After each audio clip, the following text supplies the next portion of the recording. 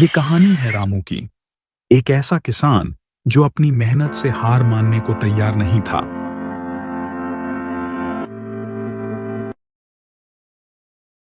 चलिए ले चलते हैं आपको टिकरी गांव, जहां का रामू रोज खेतों में पसीना बहाता था, फिर भी गरीबी उसका पीछा नहीं छोड़ती थी।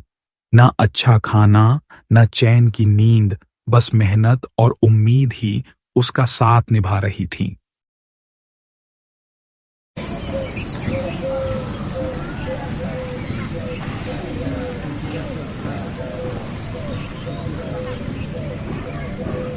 पानी तो जैसे नसीब में ही नहीं बचा। बीज भी उधार के लाए हैं और ऊपर से जमीन भी पड़ी सूखी की सूखी। अब सोचता हूं आखिर क्या करूं। बस अब तो ऊपर वाले पर ही भरोसा है, वही कुछ करेगा तो होगा, वरना खेत तो यूं ही सूने रहेंगे।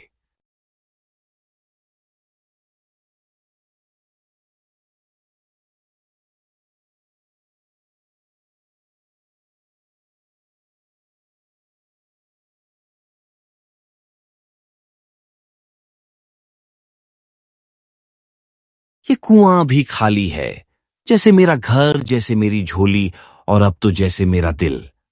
हे भगवान, अब तुम ही सहारा हो।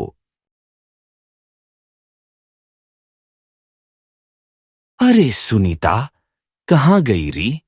मैं आ गया हूं, खाना वाना ला दो भाई।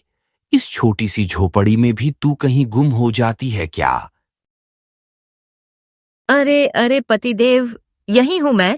बस अभी परोसती हूँ गरम गरम खाना।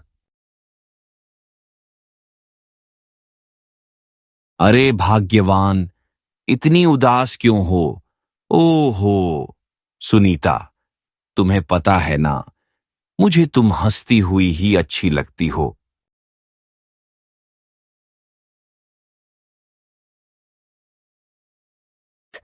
आपको बस रोटी और प्याज ही खिला पा रही हूँ, यही सोचकर मन भारी हो जाता है। मुझे अच्छा नहीं लगता। अरे सुनीता, इसमें तुम क्यों उदास हो रही हो? गलती तो मेरी है कि ठीक से कमा नहीं पा रहा। और तुम्हें तो पता है ना, मैं उसूलों का आदमी हूं, इसलिए कोई गलत काम भी नहीं करता। बस ईमानदारी से मेहनत कर रहा हूं। बाकी जैसी भगवान की इच्छा। कोई बात नहीं, जल्द ही सब ठीक हो जाएगा। मुझे आप पर भी भरोसा है और भगवान पर भी। बस आप बिना किसी चिंता के खाना खाइए।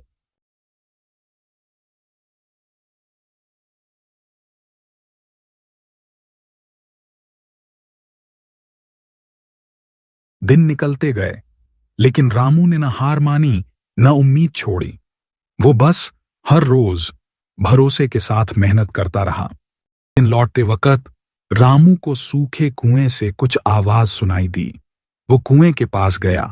तभी रामू, अगर तू सच में मेहनत करता है तो ये सूखा कुआं भी तेरा भाग्य बदल सकता है। लेकिन याद रख, ये रास्ता आसान नहीं होगा। ये ये ये क्या हो रहा है? मां, मुझे तो कुछ समझ नहीं आ रहा। कुएं से आवाज आ रही है। सुनीता, सुनीता, जल्दी बाहर आओ। देखो ये क्या हो रहा है। अरे आई, क्या हो गया ऐसा? मैं तो आंगन में काम कर रही थी। इतना घबराए हुए क्यों हो?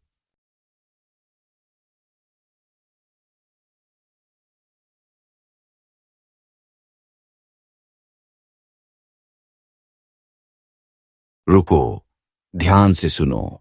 कुएं से फिर आवाज आएगी।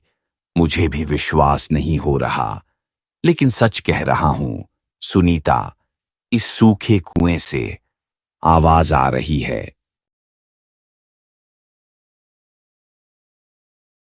अरे मेरे भोले भाले पति देव, मानती हूँ कि आप पकवान नहीं खा रहे, लेकिन सूखी रोटी खाकर भी इतनी बेहकी बहकी बातें।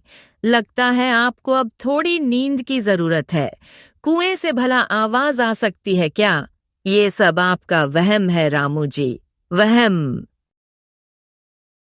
को बस एक पल, अब सुनाई देगी तुम्हें भी। मैं झूठ नहीं कह रहा सुनीता, कुएं से सच में आवाज आती है। हाँ, यही सच है। ये आवाज कुएं से ही आ रही है। मैं ही बोल रहा हूं। तुम दोनों की ईमानदारी, तुम्हारा विश्वास और तुम्हारी टूटी उम्मीदों में भी जो उम्मीद बाकी है, उसे देखकर मैं बहुत प्रभावित हुआ हूं। इसीलिए मैं तुम्हारी मदद करने आया हूं। तो भगवान की कृपा है, लेकिन मदद कैसे? आप हमें कैसे सहारा देंगे? अगर तुम सच में मुझ पर और ऊपर वाले पर भरोसा करते हो, तो कल सुबह यहीं तुम्हें 3 बीजों के डब्बे मिलेंगे। हर डब्बा अपने साथ एक अलग भविष्य लेकर आएगा। पर याद रखना, तुम्हें बिना कोई सवाल पूछे बस एक ही डब्बा चुनना होगा। तुम्हारा चुनाव ही तुम्हारी किस्मत बनाएगा।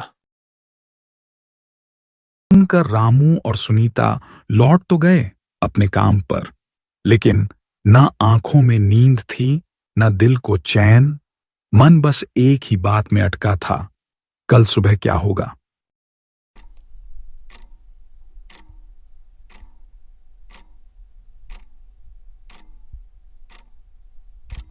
रामू और सुनीता पहुंचे कुएं के पास। 3 पोटलियां रखी थीं। पहली पर लिखा था मेहनत के बीज, दूसरी सोने के बीज और तीसरी इच्छाधारी बीज। अरे देखिए, यहाँ तो बिल्कुल वैसे ही 3 पोटलियां रखी हैं जैसे उस जादुई कुएं ने कहा था। अब बताइए, आपको क्या लगता है हमें कौन सी पोटली लेनी चाहिए? हमें तो ये भी नहीं पता कि किस पोटली में असल में क्या है।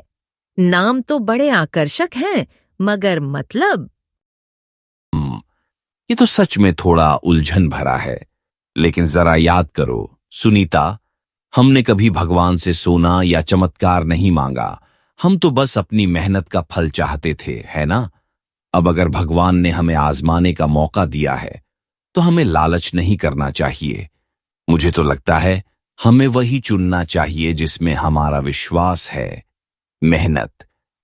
इसलिए मैं तो मेहनत के बीज वाली पोटली लेने की सोच रहा हूं। तुम्हें क्या लगता है सुनीता? मुझे आप पर पूरा भरोसा है और आप बिल्कुल ठीक कह रहे हैं।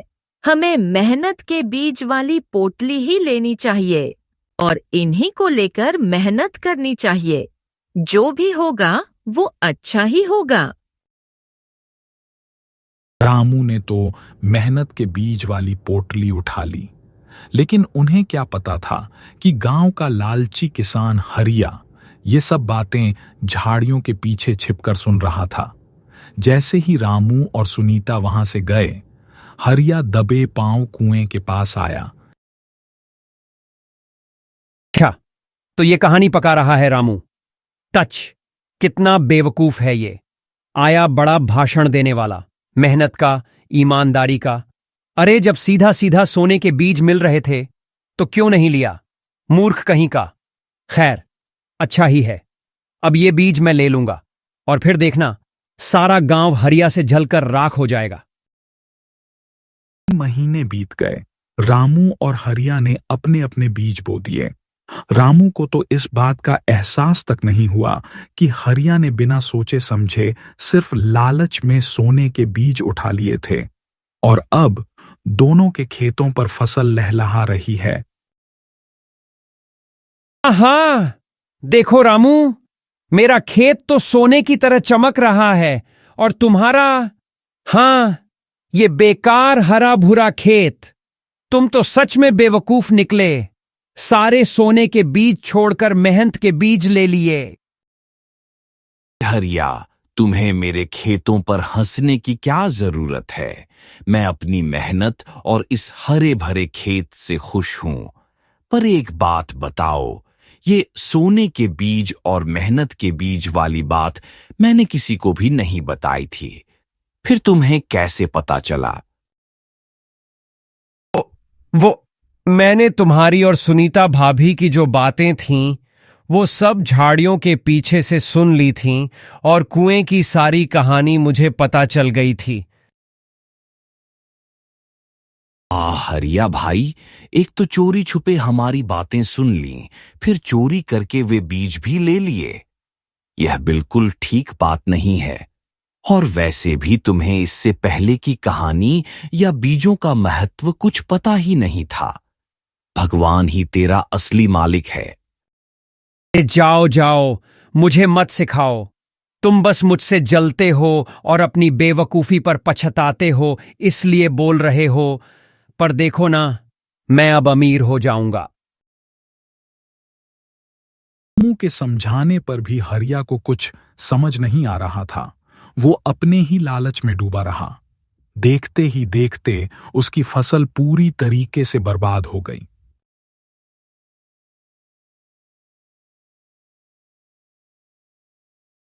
अरे अरे, ये क्या हो रहा है? ये सारे कीड़े मेरी फसल क्यों खा रहे हैं? कोई बचाओ, मेरी मदद करो। मेरी तो पूरी फसल बर्बाद हो गई। हरिया रोने लग जाता है और इससे पहले कि वह कुछ समझ पाता, अचानक आकाश गरज उठता है, बिजली कड़कती है और कुएं की आत्मा की गूंजती आवाज चारों तरफ फैल जाती है।